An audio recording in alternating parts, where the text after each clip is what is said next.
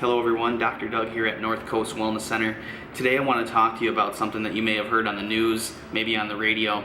And you don't have to be a golf fan because it's really not about golf. It's about our current state of healthcare and the options that we have for people. And unfortunately, one of the greatest golfers, one of the greatest athletes of all time is going down this gauntlet of things that I try to teach my patients in the office to avoid. And I don't know if you knew this, but Tiger Woods underwent his 4th procedure on his back this past April, so only about a month ago. He had a fusion done. He's been on multiple different medications for, of course, pain. And most recently, I think it was last night, he was actually found on the side of the road inside his car, completely asleep. Foot on the brake pedal, his blinker was on. When the police asked him to step out of the car, he failed all the sobriety tests. He blew a .000. And so he told the officers that he's taking a lot of different medications, and this is something that is so dangerous and something that could claim not only his life but other people's lives, and it's something that people need to know. There's other options than, hey, let's take these medications for pain for the rest of my life. There's other options than going into a surgeon and having the things that he had done. He's had 4 of them done. Do you really think he's just one more back surgery away from never being in pain again? Is he one more opioid medication from never seeing that type of pain again? I really wish that he came into a corrective chiropractor's office well before his first back surgery. It's very sad to see, but I wanted to shoot a video today because there's other options out there that I think Tiger Woods never explored, and it's not his fault.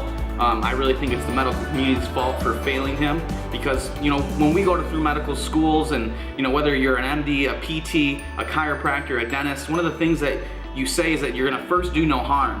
And I feel like if you're gonna do no harm, you need to teach your patients that there's other options out there other than, hey, let's just cut open your spine here and fuse these segments together. There needs to be other options than, hey, take these medications and just mask your pain for years. And I'm gonna show you 2 options that I teach my patients in the office. We'll just kind of focus on low back pain today because that's a very common thing. But I'm gonna turn this around here and just show you a model of a spine. You can see the hips here at the bottom are nice and level. And as we follow the spine up, it should be nice and straight. Now, most people understand that. But from the side, not many people understand what the spine should look like. So what you're looking at here is a perfect curvature. You see in the discs in between each of the vertebrae here. If I spin it over here, it shows you an example of what a bulging disc looks like. Now, what a lot of people do when they have these issues is they'll get injections into the spine, right where those nerves are at. It'll numb the pain, they'll feel better, but the problem's still there.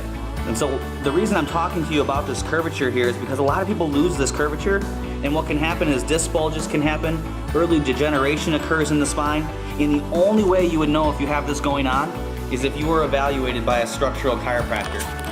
So here in my office, that's what we specialize in.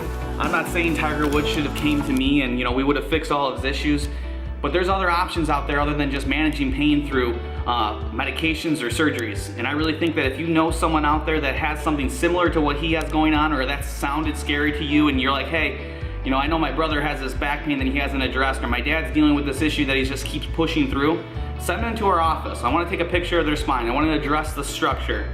If there's problems with the structure, there's going to be problems with the function.